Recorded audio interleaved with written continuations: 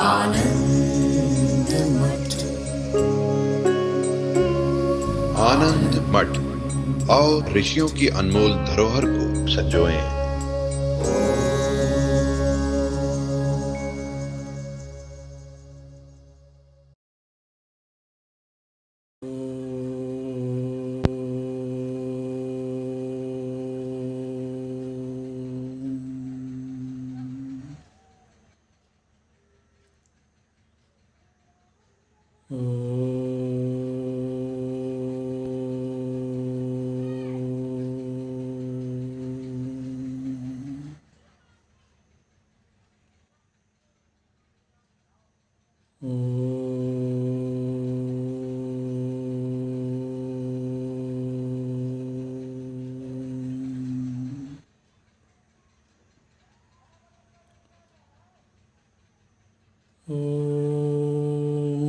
भद्रं कर्णेभिः शृणुयाम देवाः, भद्रं पश्येमाक्षभिर्यजत्राः, स्थिरैरङ्गैस्तुष्ट्वागुंसस्तनूभिः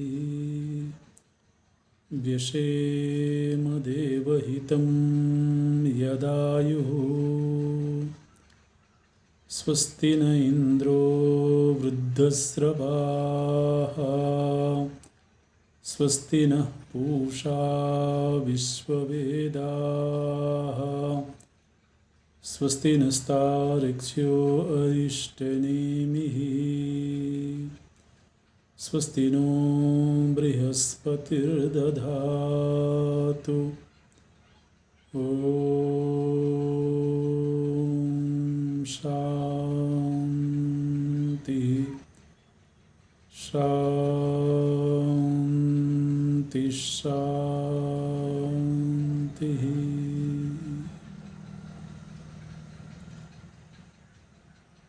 सच्चिदानन्दरूपाय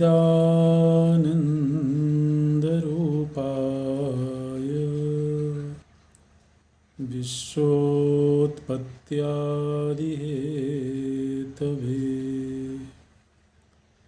तापत्रयविनाशाय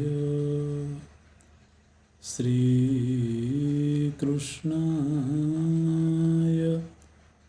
वयं नमः। श्रीकृष्णाय वयं नमः। नारायणं नमस्कृत्य नरं चैव नरोत्तमं, देवीं सरस्वतीं व्यासं ततो जयमुदीरयेत्। ततो जयमुदीरयेत्।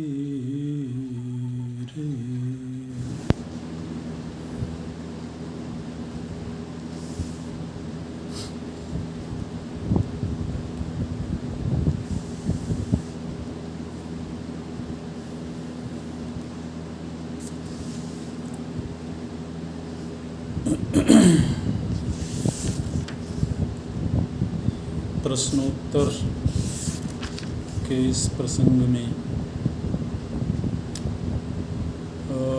एक विषय आया है स्वर्ग और नरक से संबंधित।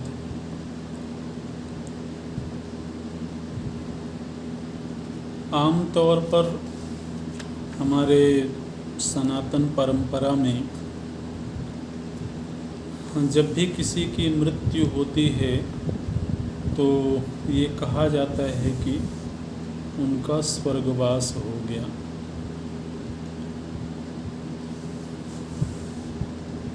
हालांकि उसमें उस वक्तव्य में शायद ये प्रयोजन जरूरी नहीं होगा कि स्वर्ग ही गए हैं।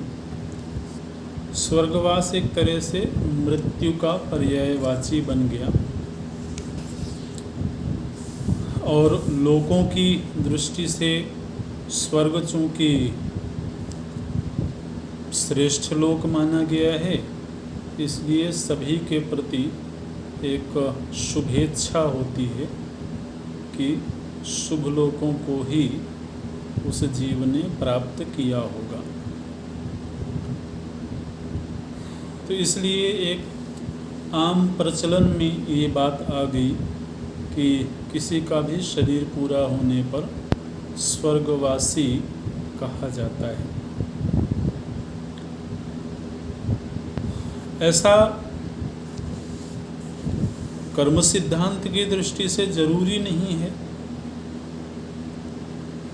कि शरीर को छोड़ करके प्रत्येक मनुष्य, प्रत्येक जीव स्वर्ग में ही जाएगा।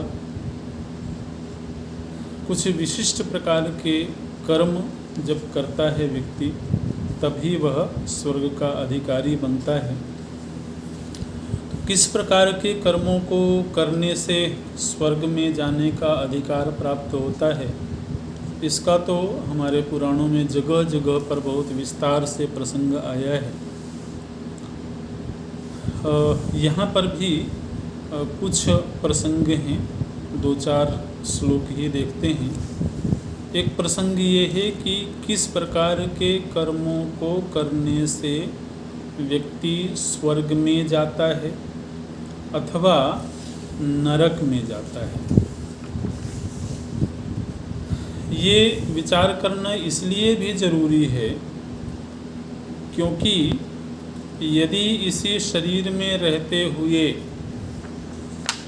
हमको कैवल्य की प्राप्ति नहीं हुई, तो ये तो अवश्यम भावी है कि हमको शरीर त्याग के बाद पुनः किसी न किसी लोक में शरीर धारण करना है। ये नियति है, ये अनिवार्य है। तो सभी को तो मोक्ष के लिए ही प्रयत्न करना चाहिए, शास्त्र दृष्टि से तो यही बात है। लेकिन उसके साथ ये भी जरूरी है कि यदि आगामी यात्रा करनी ही हो तो कम से कम व्यक्ति इतनी व्यवस्था कर ले कि वह निम्नतर लोकों की ओर न जावे, है ना। जाने की जरूरत ही न पड़े, ये तो मुख्य बात हो गई। लेकिन यदि जाना ही पड़े तो कम से कम इतनी व्यवस्था रहे कि व्यक्ति शुभ परिस्थिति ही प्राप्त करे।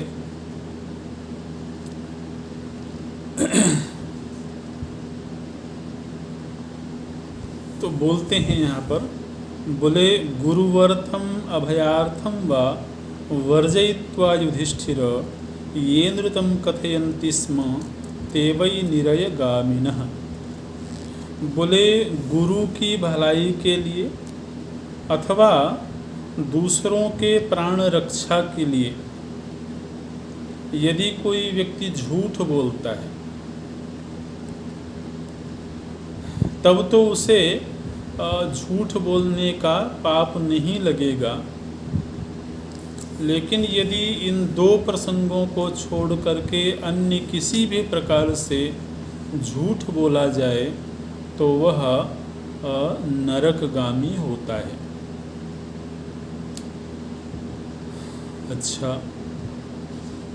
इसी तरह से यदि कोई व्यभिचार वृत्ति का आश्रय लेता हो, परस्त्री गमन करता हो अथवा दूसरे के धन को हड़पने का प्रयास करता हो, दूसरे के धन को नष्ट करने का प्रयास करता हो, वह भी नरकगामी होता है। यदि कोई व्यक्ति दूसरे की जीविका को नष्ट करता हो तो ऐसा करना भी नरक में जाने का मार्ग है।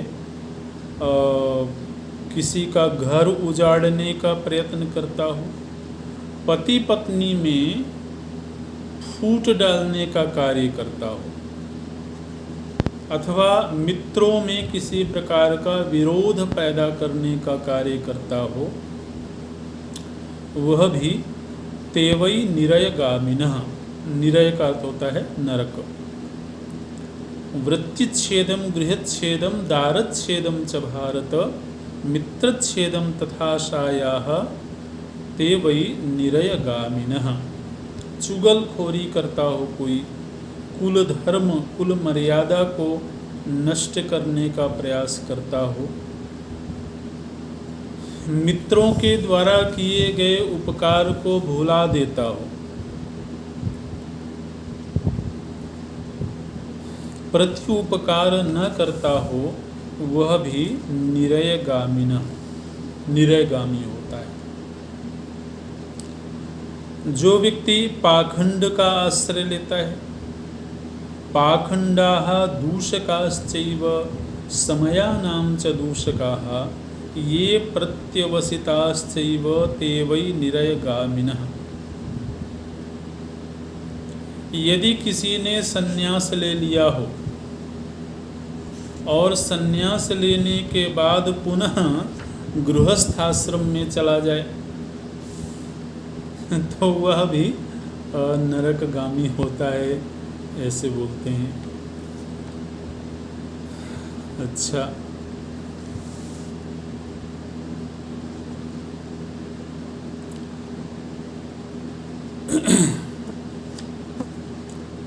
जो व्यक्ति जीव हिंसा में प्रवृत्त होता हो, वेतन में रखे हुए सेवक को पारिश्रमिक न प्रदान करता हो, भेद पैदा करता हो लोगों में, आपसी सौहार्द को नष्ट करने का प्रयास करता हो, वह भी निरयगामी होता है। वेद को बेचता हो अथवा वेदों की निंदा करता हो, वेद विक्रयिणः चैव वेदानां चैव दूषकाः वेदानां लेखकाश्चैव ते वै निरयगामिनः। बोले जो वेद को बेचता है अथवा वेदों की निंदा करता है तो ऐसा करने वाला भी निरयगामी होता है। जो व्यक्ति 4 आश्रमों में से किसी भी आश्रम में ना हो, हमारी वैदिक परंपरा ये कहती है कि व्यक्ति को मनुष्य जीवन में किसी न किसी आश्रम में होना जरूरी है। वो ब्रह्मचर्य आश्रम में हो कि गृहस्थाश्रम में हो, वानप्रस्थाश्रम में हो या संन्यासाश्रम में हो। कभी कभी हम समाज में देखते हैं लोगों को, वो किसी भी आश्रम में नहीं होते। ब्रह्मचर्य आश्रम के धर्म का भी पालन नहीं करना है और विवाह नहीं करके गृहस्थाश्रम में भी नहीं जाते हैं,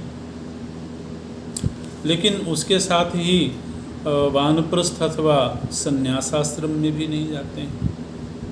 तो ये जो आश्रम विहीन जीवन है, इसको शास्त्रीय जीवन नहीं माना गया है।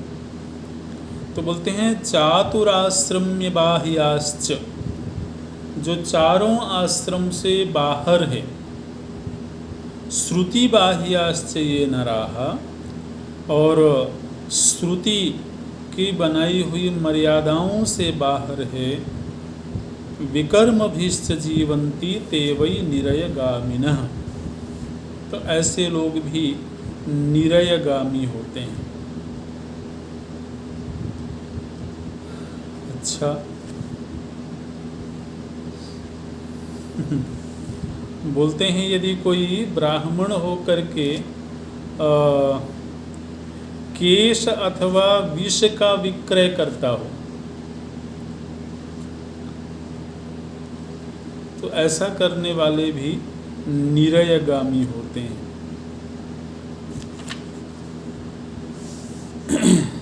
इसी तरह से कोई ब्राह्मण होकर के हथियार बेचने का काम करता हो वह भी निरयगामी होता है।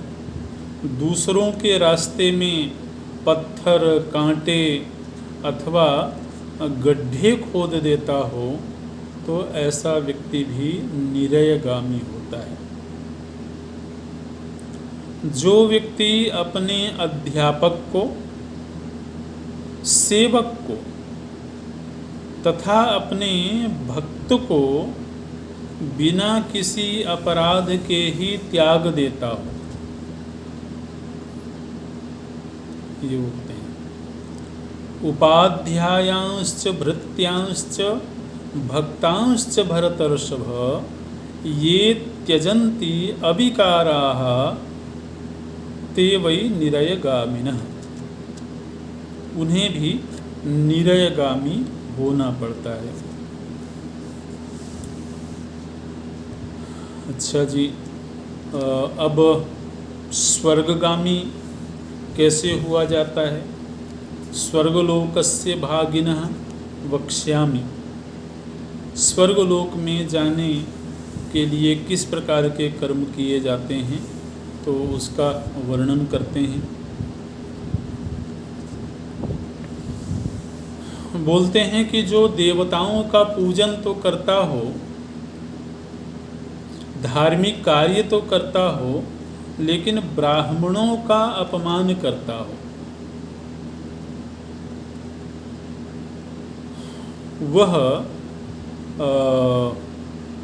स्वर्ग में नहीं जा सकता है। स्वर्ग में जाने के लिए दानेन तपसा चैव सत्येन च युधिष्ठिर ये धर्मम अनुवर्तन्ते ते नराः स्वर्गगामिनः। स्वर्गगामी होने के लिए दान, तपस्या, सत्य, गुरु शुश्रूषा, शुश्रूषा भी तपोभिश्च विद्यामादाय भारत। बोले जो गुरु सेवा और तपस्या पूर्वक वेदों का अध्ययन करते हैं वो स्वर्गगामी होते हैं, ये बोलते हैं। जो क्षमावंता, क्षमाशील है, धीराश्च, धैर्यवान है, धर्मकार्येषु च उत्थिताः, हमेशा धर्म कार्य के लिए उद्यत रहते हैं, ऐसे लोग स्वर्गगामी होते हैं। जो लोग मद, मांस, मदिरा, व्यभिचार इन सब से दूर रहते हैं वो भी स्वर्गगामी होते हैं। जो आश्रम, कुल, देश, नगर के निर्माता होते हैं, आश्रमाणां च कर्तारः कुलानां चैव भारत देशानां नगराणां च ते नराः स्वर्गगामिनः। जो लोग आश्रम निर्माण करते हैं अथवा कुल की मर्यादा को स्थापित करते हैं, कुल निर्माण करते हैं, नगर का निर्माण करते हैं और उनके संरक्षक होते हैं, वो लोग स्वर्गगामी होते हैं। जो लोग वस्त्र, आभूषण, भोजन, जल और अन्न का दान करते हैं, ऐसे लोग भी स्वर्गगामी होते हैं। वस्त्राभरण दातारो भक्तपानान्नदास्तथा कुटुंबानां च दातारः पुरुषाः स्वर्गगामिनः।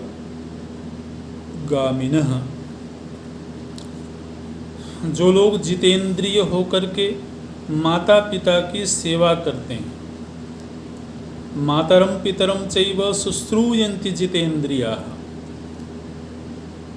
जितेंद्रियता पूर्वक माता पिता की सेवा करते हैं, भाइयों के प्रति स्नेह का भाव रखते हैं, वो स्वर्गगामी होते हैं। जो लोग धनवान हो करके धैर्यवान होते हैं, धनवान हो करके, बलवान हो करके, आढ्याश्च बलवन्तश्च यौवनस्थाश्च भारत ये वै जितेन्द्रियाः धीराः ते नराः स्वर्गगामिनः। प्रायः धनवान होने से, बलवान होने से और यौवन अवस्था में व्यक्ति अपने इंद्रियों पर वश नहीं रखता है और धैर्यवान नहीं होता है। लेकिन यदि कोई आढ़्य है, माने धनवान है, बलवान है और यौवन अवस्था में है, ऐसा होकर के भी वह संयमी है और धीर है, तो वह पुरुष भी, वह व्यक्ति भी स्वर्गगामी होता है। अपराधियों के प्रति जो दया का भाव रखता है, अपराधीषु सस्नेहा, मृदुतापूर्ण व्यवहार करता है, वह भी स्वर्गगामी होता है। स्वर्ण, गौ आदि का जो लोग दान करते हैं वो भी स्वर्गगामी होते हैं। दूसरों के लिए कोई यदि आश्रम का निर्माण करा रहा हो, गृह का निर्माण करवा रहा हो, उद्यान, कुआं, बगीचा, धर्मशाला बनवाता है, तो ऐसा व्यक्ति भी स्वर्गगामी होता है। अच्छा,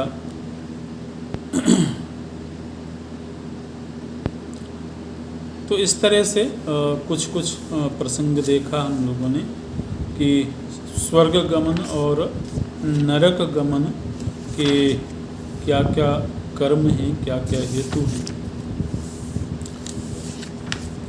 एक बहुत सुंदर प्रसंग यहाँ पर आया है गंगा जी के संदर्भ से। हमारी वैदिक परंपरा में गंगा जी की बड़ी महिमा है। अब जिन लोगों ने वैदिक परंपरा को छोड़ दिया हो तो उनके लिए तो नहीं कह सकते हैं, लेकिन जो अपनी सनातन परंपरा से जुड़े हुए लोग हैं उनके मन में गंगा जी के प्रति बड़ी गहरी आस्था होती है, बड़ी गहरी श्रद्धा होती है। गंगा जी को केवल एक जलधारा, केवल एक सरिता के रूप में हमारी संस्कृति नहीं मानती है। वो साक्षात द्रव रूपा देवी हैं, शक्ति हैं। तो यहाँ पर बहुत विस्तार से गंगा जी की महिमा का वर्णन किया गया है और शायद यह जो प्रसंग है, इसी प्रसंग की वजह से समाज में गंगा जी की महिमा प्रचलित है। लगभग 100 श्लोकों में गंगा जी की महिमा का वर्णन यहाँ पर किया गया है। युधिष्ठिर जी ने ये प्रश्न किया है कि कौन सा देश, कौन सा प्रांत, कौन सा आश्रम, कौन सा पर्वत पवित्र है। मुख्य प्रश्न ये है, के देशाः के जनपदाः आश्रमाश्च के च पर्वताः प्रकृष्टा पुण्यतः काश्च श्रेया नद्यः पितामह। ये प्रश्न पूछा गया है कि कौन सा देश श्रेष्ठ है, कौन सा देश पवित्र है। तो इस प्रश्न के उत्तर में भीष्म जी बोलते हैं कि युधिष्ठिर, वह देश पवित्र है,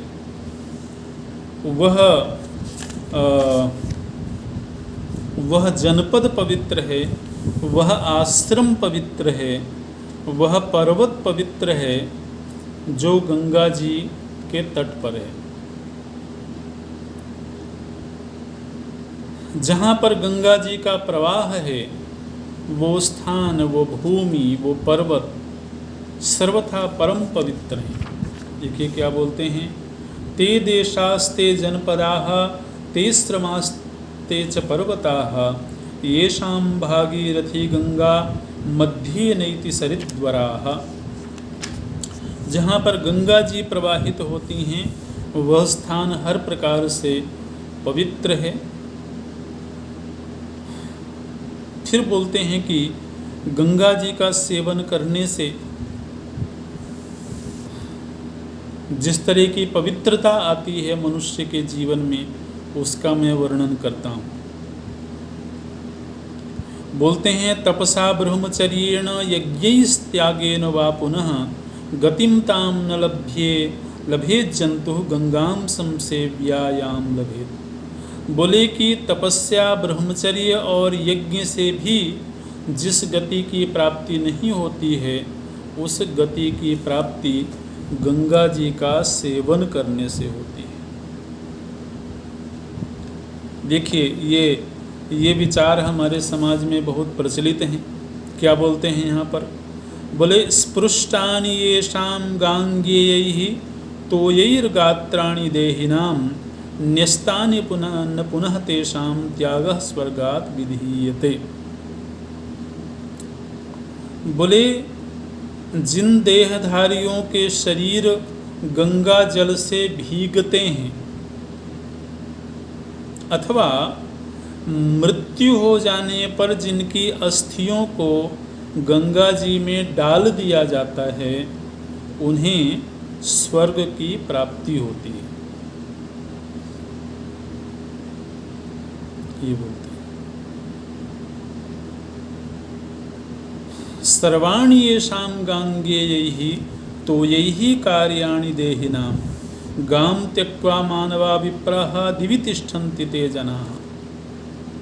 बोले कि जो देहधारी गंगा जल का ही नित्य सेवन करते हैं और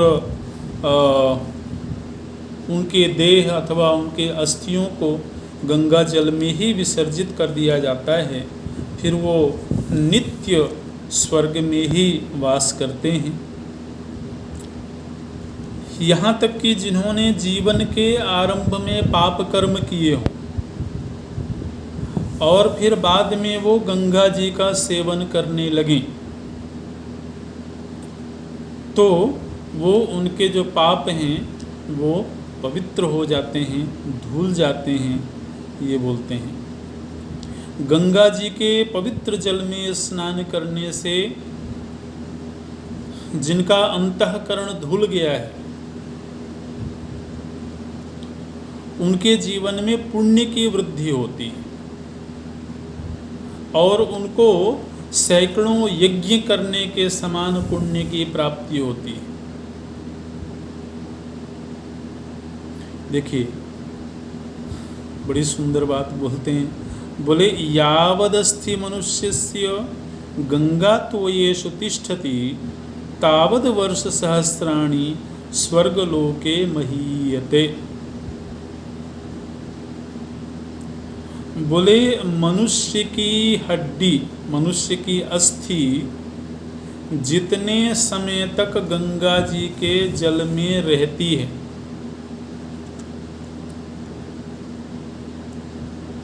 उस समय का 1000 गुना समय तक वह व्यक्ति स्वर्ग में रहता है। तावत वर्ष सहस्राणि स्वर्गलोके महीयते। जिस प्रकार से उदय काल में सूर्य देव उदित होकर के अंधकार को विदीर्ण कर देते हैं, अंधकार को नष्ट कर देते हैं, इसी प्रकार से गंगा जल में स्नान करके व्यक्ति अपने पापों को विदीर्ण कर देता है। तथापहत्य पापमानं भाति गंगा जलोक्षितः। तो ये गंगा जी की बड़ी महिमा है। बोले कि कोई व्यक्ति 1000 युगों तक एक पैर से खड़ा होकर के तपस्या करता रहे और केवल 1 महीने तक गंगा जी के तट में निवास कर ले, तो उन दोनों को बराबर फल की प्राप्ति होगी। कोई 1000 युगों तक एक पैर में खड़ा होकर के तपस्या करता रहे और दूसरा कोई 1 मास तक गंगा जी का सेवन करते हुए गंगा जी के तट पर निवास कर ले, तो उन दोनों को बराबर फल की प्राप्ति होती है। ये तपस्याएं भी बड़ी विचित्र विचित्र होती हैं। बोले कि यदि कोई 10,000 वर्षों तक सिर नीचा करके और वृक्ष में लटका रहे तपस्या करने के लिए, तो सिर नीचा करके और वृक्ष में लटका रहे कितना? बोले 10,000 वर्षों तक। लंबते वाक्शिरायस्तु युगानामयुतं पुमान् तिष्ठेत यथेष्टं यश्चापि गंगायां स विशिष्यते। और यदि कोई दीर्घ काल तक गंगा जी के तट पर निवास करे तो उन दोनों को बराबर फल की प्राप्ति होती है, बल्कि गंगा जी का सेवन करने वाले को ज़्यादा फल की प्राप्ति होती है। जिस प्रकार से देवताओं को अमृत मिलने से तृप्ति होती है, ये बड़ा सुंदर श्लोक है। यथा सुराणाम अमृतम पितॄणाम च यथा स्वधा, ये याद रखने जैसा प्रसंग है। बोलते हैं यथा सुराणाम अमृतम पितॄणाम च यथा स्वधा सुधा यथा च नागानाम तथा गंगा जलम नृणाम। जिस तरह से देवताओं को अमृत, पितरों को स्वधा, देवताओं के लिए अमृत का विधान है, पितरों को स्वधा की प्राप्ति होती है, और नागों को, नाग योनि में जो लोग होते हैं उनको सुधा की प्राप्ति होती है। तो जिस तरह से देवताओं की तृप्ति अमृत से होती है, पितरों की तृप्ति स्वधा से होती है, नागों की तृप्ति सुधा से होती है, इसी प्रकार से मनुष्यों की तृप्ति गंगा जल से होती है। ये बोलते हैं तथा गंगा जलम नृणाम। जिस प्रकार से भूख से पीड़ित व्यक्ति अपनी माता के पास जाता है, कोई बच्चा है भूख से पीड़ित है तो वह अपनी माता के पास जाता है, इसी तरह से पवित्रता की कामना रखने वाला व्यक्ति गंगा जी के पास जाता है। ये बोलते हैं। लोकों में जिस तरह से ब्रह्मलोक श्रेष्ठ है, इसी तरह से नदियों में, सरिताओं में गंगा जी श्रेष्ठ हैं। जिस तरह से पशुओं में गाय श्रेष्ठ है, इसी तरह से जलधाराओं में गंगा जी श्रेष्ठ हैं। यहाँ तक कि कोई व्यक्ति यदि गंगा के तट पर उड़ने वाली जो बालू है, गंगा में रहने वाला जो धूली है, उस धूल में भी यदि कोई स्नान कर ले तो वह स्वर्ग का अधिकारी हो जाता है।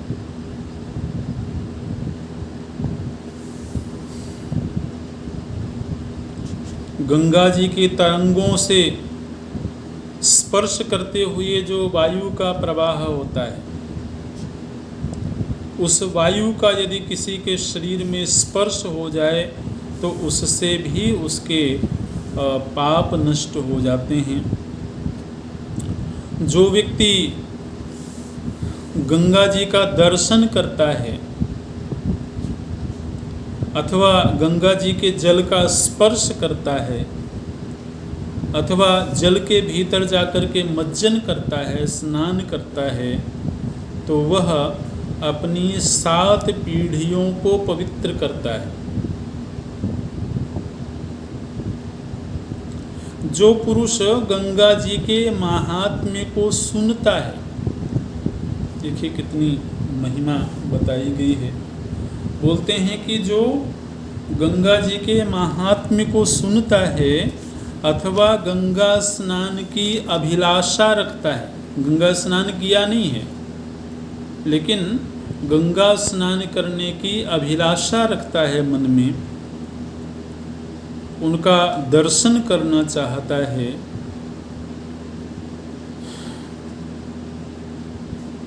वह भी पापों से मुक्त होता है। दर्शनात् स्पर्शनात् पानात् तथा गंगेति कीर्तनात् पुनात्य पुण्यान पुरुषान शतशोत्थ सहस्रशः। दर्शन, स्पर्श, पान और कीर्तन जो गंगा जी का करता है वह अपने हजारों जन्मों के पापों को धुल देता है। यहाँ तक बोलते हैं कि गंगा जी के समीप में जाकर के जो दूसरों को बताता है कि देखो ये गंगा जी है, इनकी बड़ी महिमा है, तो दूसरों को जो गंगा के समीप में ले जा कर के उनके महात्म्य का वर्णन करता है वह भी पवित्र हो जाता है। क्या बोलते हैं? इयं गंगेति नियतम प्रतिष्ठा गुहस्य रुक्मस्य च गर्भयोषा प्रातस्त्रिवर्गा घृतवहा पिपापमा गंगावतीर्णा वियतो विश्वतो या। बोले कि जो यज्ञ याग आदि करते हैं और जो केवल दूसरों को गंगा जी का महात्म्य बता देते हैं तो उन दोनों को श्रेष्ठ फल की प्राप्ति होती है। तो इस तरह से अब आप देखिए कि ये बहुत स्वाभाविक है, गंगा जी की महिमा का वर्णन करना, क्योंकि गंगा पुत्र गंगा जी की महिमा का वर्णन कर रहे हैं तो भीष्म जी के द्वारा, वैसे भी वो उनकी माता हैं,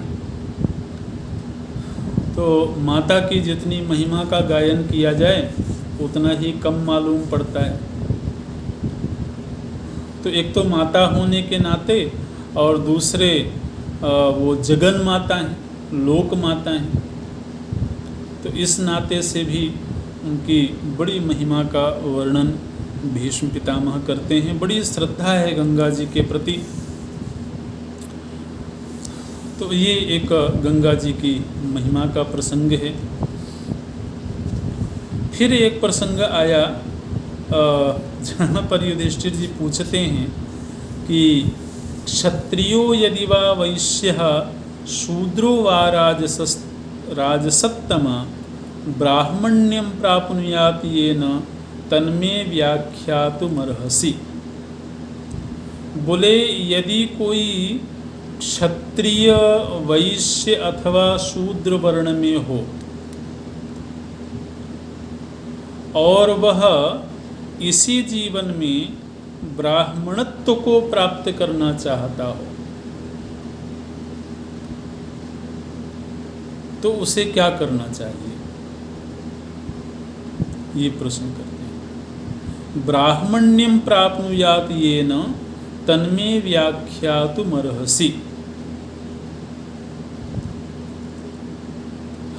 भीष्म जी बोलते हैं कि वैसे तो ये कठिन है, ऐसी कामना करनी नहीं चाहिए, क्योंकि जिस वर्ण में जन्म प्राप्त हो गया है इस जन्म में तो वह आजीवन उसी वर्ण में रहेगा। ब्राह्मण स्वभाव को प्राप्त किया जा सकता है। देखिए, एक होता है स्वभाव और एक होता है वर्ण, है ना। स्वभाव का निर्माण तो व्यक्ति के हाथ में है। इस जन्म में यदि हमारे स्वभाव में कोई विकार है, हमारा स्वभाव यदि दूषित है तो हम प्रयत्न करके उसको परिमार्जित कर सकते हैं। लेकिन इसी जीवन में रह करके यदि वर्ण परिवर्तन के विषय में कोई सोचे तो ये संभव नहीं है। इसी प्रश्न के संदर्भ में फिर एक प्रसंग सुनाया है भीष्म पितामह जी ने। मतंग नाम के एक व्यक्ति हैं, तो उनके जीवन का प्रसंग सुनाया है। तो ये जो मतंग हैं ये निम्न योनि में पैदा हुए हैं।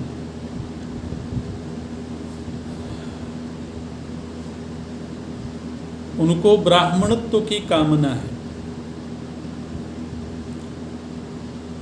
तो ब्राह्मणत्व की कामना से उन्होंने तपश्चर्या करी है और तपस्या करके इंद्र देवता को प्रसन्न किया है उन्होंने। और इंद्र देवता उनके जीवन में प्रकट हुए और इंद्र देवता से उन्होंने याचना करी कि मैं ब्राह्मण वर्ण को प्राप्त करना चाहता हूँ। इंद्र देवता ने मना कर दिया, बोले कि ये संभव नहीं है, इसी जन्म में रहते हुए आपको ब्राह्मणत्व की प्राप्ति नहीं हो सकती है, तो आप कोई और याचना कर लो, कोई और वरदान मांग लो। मतंग ने जिद किया हुआ था कि नहीं, मुझे तो ब्राह्मण ही होना है। इंद्र देवता चले गए, फिर से वो तपस्या करते रहे और बड़ी घोर तपस्या करते हैं। यहाँ पर विस्तार से वर्णन है, हजारों वर्ष वो तपश्चर्या करते हैं और उनकी तपस्या से प्रभावित होकर के दोबारा इंद्र देवता को आना पड़ता है और पुनः इंद्र देवता के साथ मतंग का संवाद होता है और अंततः इंद्र देवता ने सर्वथा मना कर दिया कि चाहे आप कितनी ही तपश्चर्या कर लो, इस जीवन में वर्ण का परिवर्तन नहीं हो सकता है, इसलिए तुम कोई और वरदान मांग लो, कोई और कामना हो तुम्हारे भीतर तो मांग लो। तो फिर अंततः हजारों वर्ष की तपस्या के बाद भी जब वर्ण परिवर्तन करने में वो असफल रहे तो उन्होंने कहा कि अच्छा, मैं देव होना चाहता हूँ।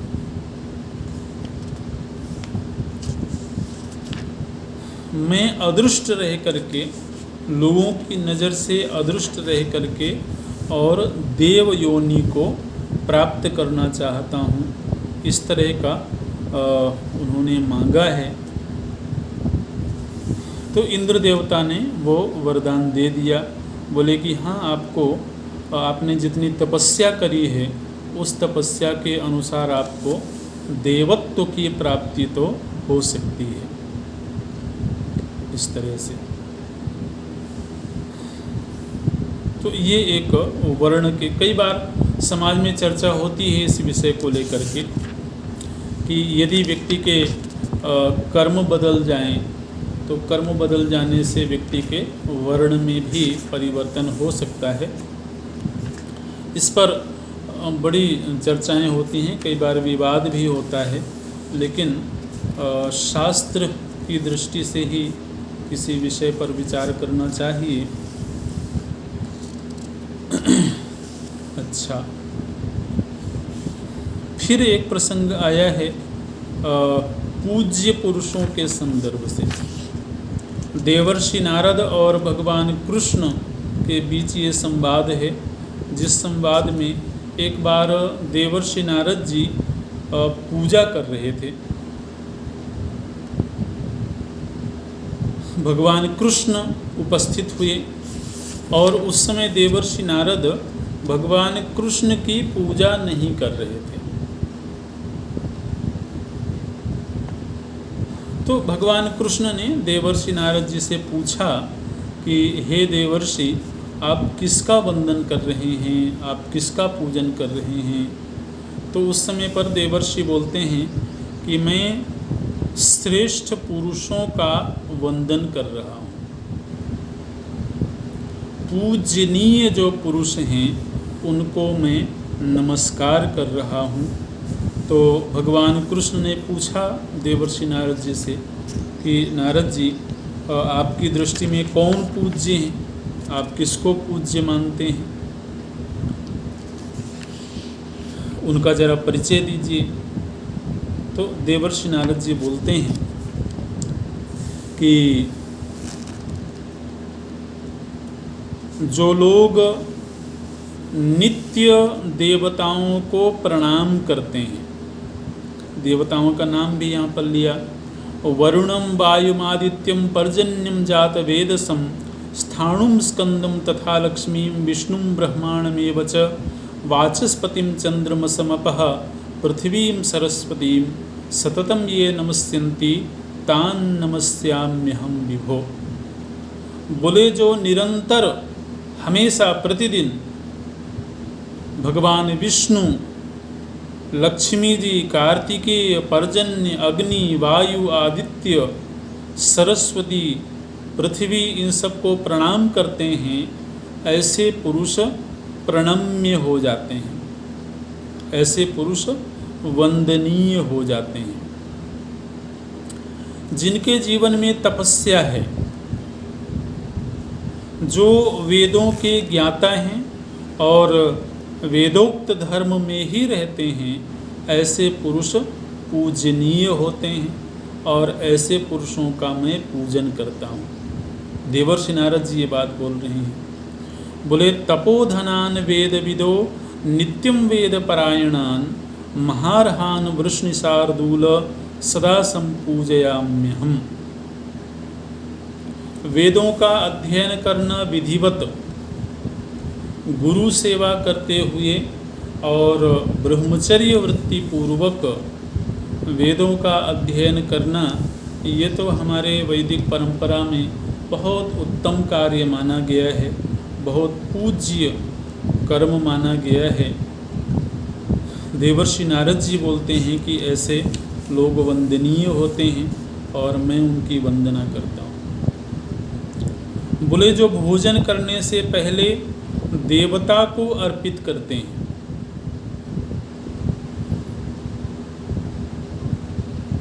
अपनी झूठी बड़ाई नहीं करते, ऐसे लोग पूजनीय होते हैं। अब भोजन करने से पहले देवता को अर्पण तभी किया जा सकता है जब भोजन ऐसा हो जो देवता को अर्पित किया जा सके, है ना। अब यदि कोई भोजन ही ऐसा हो जिसको देवता को अर्पित न किया जा सके, तो फिर वो देवार्पण करके भोजन कैसे करेंगे। तो देखिए, ये ऐसी मर्यादाएं होती हैं कि व्यक्ति के जीवन को नियंत्रित कर देती हैं, व्यक्ति के जीवन को मर्यादित कर देते हैं। कोई अगर जीवन में संकल्प ले ले कि मैं बिना भगवान को अर्पित किए भोजन ग्रहण नहीं करूँगा, तो इस संकल्प मात्र से ही उसके जीवन में भोजन संबंधी मर्यादा बन जाएगी। इस तरह से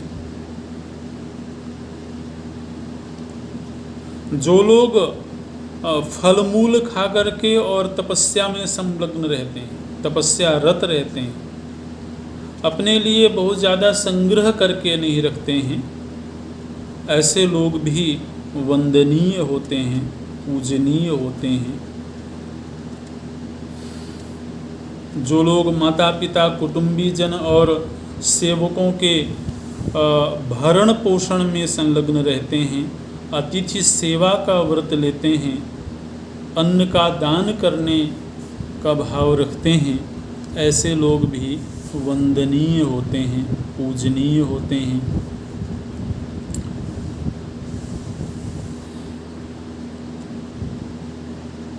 जो लोग दूसरों को प्रसन्न रखने का प्रयत्न करते हैं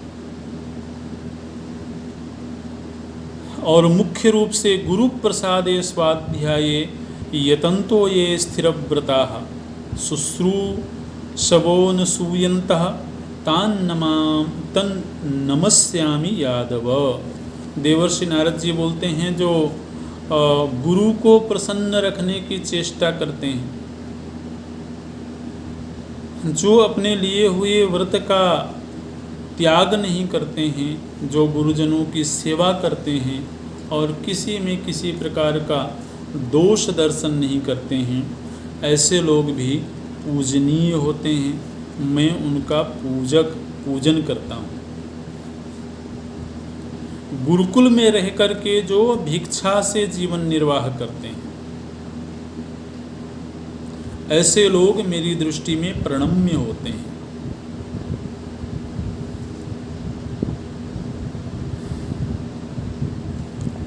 जिनके कार्यों में धर्म, अर्थ, काम, इन तीनों तरह के पुरुषार्थों का निर्वाह होता है, किसी भी एक पुरुषार्थ की हानि नहीं होती है, ऐसे शिष्टाचार संपन्न लोग प्रणम्य होते हैं। मैं उनका पूजन करता हूँ। जो लोग आजीवन ब्रह्मचर्य का नियम ले लेते हैं, अखंड ब्रह्मचर्य का नियम ले लेते हैं, ऐसे लोग भी मेरी दृष्टि में पूजनीय होते हैं। मैं उनका पूजन करता हूँ। माता पित्रोर गुरुषुः च सम्यक वर्तन्ति ये सदा यथा तुम वृष्णिशार्दूलेत्युक्तेन विरराम सह।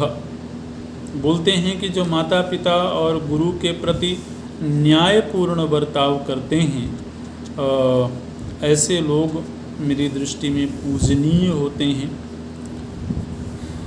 तो ये एक देवर्षि नारद जी और भगवान कृष्ण के मध्य संवाद है, जिसमें कि पूजनीय पुरुषों में किस किस की गणना होती है उसका वर्णन हुआ है। ओम